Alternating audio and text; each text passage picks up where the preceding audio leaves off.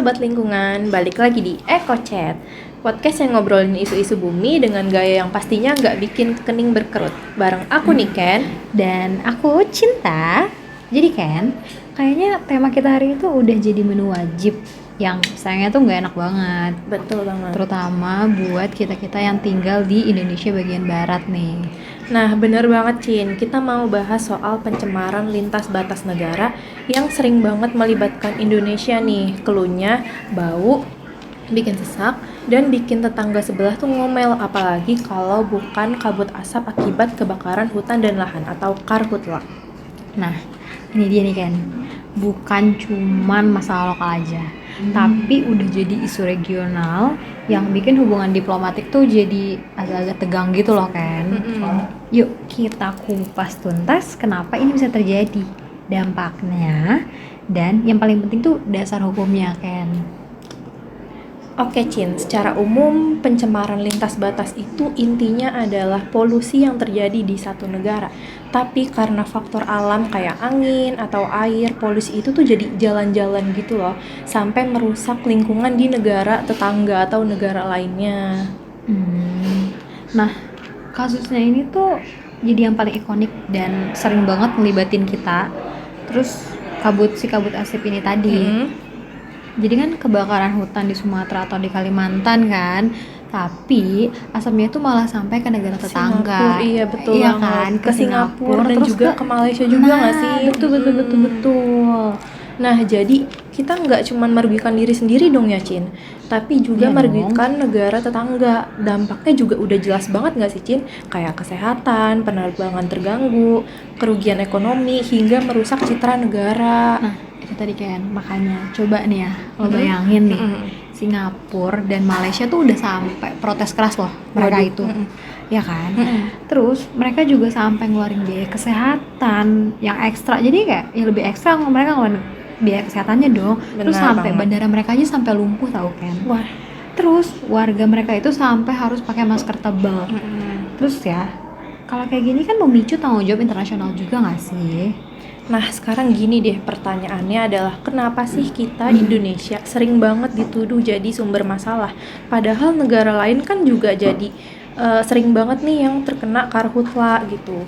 Jadi gini kan, mayoritasnya sih kan karena skala dan frekuensi kejadian itu lebih sering di Indonesia ya. Terus kebanyakan juga tuh sebenarnya itu ulah-ulah oknum juga. Atau perusahaan yang mereka tuh mau buka lahan tapi dengan cara yang nggak benar, yaitu ya cara ngebakar lahannya. Terus padahal kan cara itu tuh ilegal. Terus tuh super duper merusak banget kan. Apalagi di lahan gambut itu tuh sulit banget kan buat dipadamin. Kebayang nggak sih sama lo? Oke, praktis dan murah banget ya buat mereka, tapi dampaknya tuh bener-bener yang mahal banget buat kita, karena kan hutan jadi kebakar dan kita jadi sulit buat nanggulanginnya, ya nggak sih? Nah itu makanya. Nah jadi kan bagian pentingnya tuh ya, biar kita tuh obrolan kita tuh nggak cuman kayak sekedar curhat doang nih. Jadi sebagai negara yang berdaulat itu, Indonesia tuh juga punya tanggung jawab yang mencegah polusi kan. Nah, di ranah internasional, kita tuh terikat sama yang namanya ASEAN Agreement on Transboundary Haze Pollution, atau ya udah kita singkat aja lah ya, Iya, benar. THP. Bener banget ya, ETHP. Wah, namanya tuh sebenarnya keren banget ya. Jadi EETHP ini tuh semacam perjanjian kerjasama antar negara ASEAN ya, buat ngurusin masalah kabut asap tadi, ya nggak sih? Nah, bener banget. Nah, si HHTHP ini ditandatanganinya tuh di tahun 2002. Iya, bener banget, 2002, bener. Nah, terus isinya tuh tentang komitmen-komitmen negara ASEAN yang mencegah, memitigasi, terus juga merespon pencemaran asap di lintas batas negara kan. Wah, nah aku juga denger nih kabar baiknya adalah Indonesia tuh akhir-akhir ini mengesahkan atau meratifikasi perjanjian ini, Cin. Kalau nggak salah sih lewat Undang-Undang nomor 26 tahun 2014, bukan sih? You got it. Nah, di UU nomor 26 tahun 2014 itu tuh udah jadi dasar hukum nasional kita buat ngesahin si EETHP ini. Jadi dengan disahinnya ini tuh secara wajib dan secara resminya ya kan, secara resmi, secara resmi. wajib kita tuh juga ikut serta dalam kerjasama regionalnya, termasuk berbagi informasi, terus sama bantuan-bantuan teknis untuk pemadamannya juga kan. Wah, berarti EETHP ini sangat penting ya buat Indonesia, khususnya juga untuk penanganan kayak pemadaman gitu. Nah, berarti dengan adanya UU tahun 20 UU UU nomor 26 26 ya, tahun 2014 ini, Indonesia juga mengakui kan bahwa asap yang berasal dari wilayah kita dan yang menyebar ke negara tetangga itu adalah masalah bersama gitu yang harus kita tangani. Betul banget kan. Terus ya, apalagi kan jauh sebelum kejadian-kejadian ini tuh juga di dalam hukum lingkungan internasional itu tuh ada prinsip, ini kan yang sering yang disebutnya itu namanya sorry ya kalau gue agak pambelit nih, namanya prinsip good neighborliness, atau kalau bahasa Indonesia ini kan prinsip bertetangga baik. Nah, itu lo tahu. Iya. Kalau prinsip tadi yang lu sebutin tuh prinsip good neighborliness atau prinsip bertetangga baik itu sebenarnya prinsipnya tuh apa sih, Cin?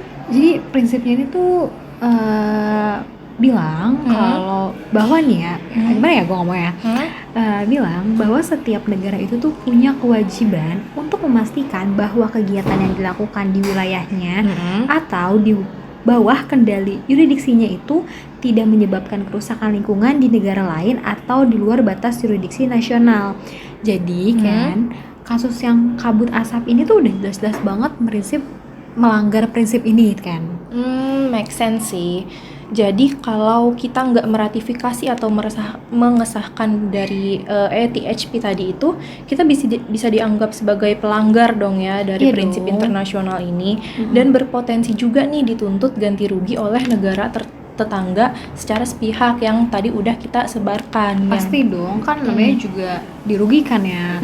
Terus di sahihnya EETHP ini tuh justru nih ya, malah menempatkan masalah ini sebagai tanggung jawab bersama ASEAN. Jadi yang harusnya tadi ini tuh masalah, jadi itu adalah sebuah tanggung jawab buat negara kita juga nih, sama bareng-bareng sama si ASEAN ini. Jadi beban penanganan dan pertanggungjawabannya itu tuh jadi lebih terbagi lah. Terus kan fokusnya juga pada kerjasama untuk mencegahnya kan. Jadi masalah bersama gitu ya. Iya dong. Oke, jadi sekarang kita masuk nih ke hukum nasional dan penegakannya, Cin. Jadi selain UU nomor 26 tahun 2014 yang khususnya menegaskan tentang asap lintas batas di level domestik, kita juga punya payung hukum yang kuat banget loh, Cin, buat menjerat pelaku karhutla ini. Jelas dong, kan udah ada di Undang-Undang nomor 32 tahun 2009 ya kan? Iya, 2009. Tentang perlindungan dan pengelolaan lingkungan hidup, atau bisa disingkatnya tuh UU PPLH. Betul. Ini tuh undang-undang induk tentang lingkungan hidup kita, gitu kan? Wah, jadi di UU PPLH ini tuh ada pasal-pasal yang mengatur larangan pembakaran lahan dan hutan kan ya? Ada. Termasuk sanksi pidana dan denda yang nggak main-main juga dong. Nah, betul-betul. Terusnya, apalagi kan ada yang namanya tanggung jawab mutlak atau liability ya? Ya, liability. Oh, benar berarti. Itu tuh ada di pasal 88 UU PPLH kan. Jadi di situ tuh prinsipnya ini bilang kalau perusahaan yang usahanya menimbulkan dampak besar dan penting terhadap lingkungan, termasuk si karhutla ini, wajib bertanggung jawab atas kerugian yang ditimbulkan tanpa perlu pembuktian unsur kesalahan.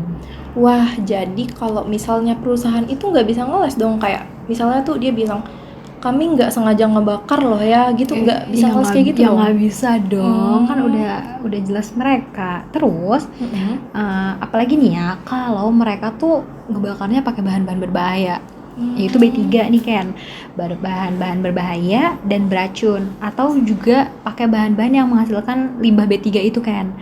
Tapi nih ya, ini juga tuh berlaku umum di UU PPLH untuk kerusakan lingkungan yang serius. Ada juga nih kan di peraturan pemerintah nomor 4 tahun 2001 yang mengatur spesifik tentang pengendalian kerusakan atau pencemaran lingkungan hidup yang berkaitan dengan kebakaran hutan dan atau lahannya kan.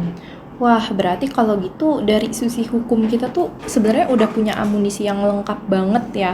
Mulai dari tadi yang udah kita bahas UU internasional, tadi apa? EETHP ya nggak sih? EETHP, Terus sampai UU nasional, UU PPLH, dan dan PP. juga PP pelaksanaannya ya nggak sih? Betul. Terus, Sekarang tuh tinggal penegakannya, Cin. Berarti harus lebih tegas dong ya? Nah, kurang lebih kayak gitu ya kan, persis banget. Jadi penegakan hukum yang konsisten itu baik di pidana maupun perdata. Kalau perdata itu kan gugatan ganti ruginya ya. Gugatan ganti rugi. Itu tuh kuncinya kan. Selain itu, upaya pencegahan dininya juga harus diperhatiin. Terus pemantauan satelit dan restorasi lahan gambut yang krusial. Wah, jadi karena problemnya ini kan bukan cuma problem sekali dua kali ya. Ini tuh problemnya tahunan dan terus berulang setiap musim kemarau. Pemerintah kita tuh juga punya peran yang sangat besar lewat koordinasi lintas instansi seperti yang telah diatur di PP nomor 4 tahun 2001 tadi, ya kan? yang tadi udah gue sebutin. Terutama Pasal 26 nih yang menugaskan kepala instansi yang bertanggung jawab untuk mengkoordinasikan penanggulangan dampak karhutla lintas provinsi dan lintas batas negara. Jadi intinya gini ya Ken, gue singkat aja nih. Jadi kita tuh kan punya komitmen internasional lewat EETHP, yaitu di UU nomor 26 tahun 2014. Terus kita juga punya secara dasar hukum domestiknya tuh yang kuat dan menjerat pelaku dan meminta pertanggungjawaban mutlak itu ada di UU PPLH. Di UU nomor 32 tahun 2009. Benar, yang tadi udah kita sebutkan ya. Terus ada juga penanganan lintas batas diatur juga di PP nomor 4 tahun 2001. Benar. Gitu kan. Oh, jadi sekarang berarti udah lengkap banget gitu ya dari hulu ke hilir. Terus aturannya juga udah jelas dan udah lengkap banget dari internasional dan sampai nasionalnya juga udah sangat-sangat terstruktur gitu kan. Udah lengkap banget dong. Nah, sahabat lingkungan, jadi udah jelas ya kalau kasus pencemaran asap lintas batas yang melibatkan Indonesia ini bukan cuma masalah alam doang. Tapi juga masalah hukum, terus tanggung jawab negara juga, gitu dong. Iya, bener banget. Nah, berarti Indonesia tuh bisa berdiri sendiri dong ya, dan nggak bisa pura-pura nggak tahu nih kalau misalnya ada kejadian kebakaran hutan yang asapnya tuh ke luar negeri, terus kita kayak pura-pura nggak tahu. Wah, ini bukan salah kita, jadi nggak kita bisa dong, karena bener-bener. Ya kan itu hasil Maupun perlakuan itu negara kita.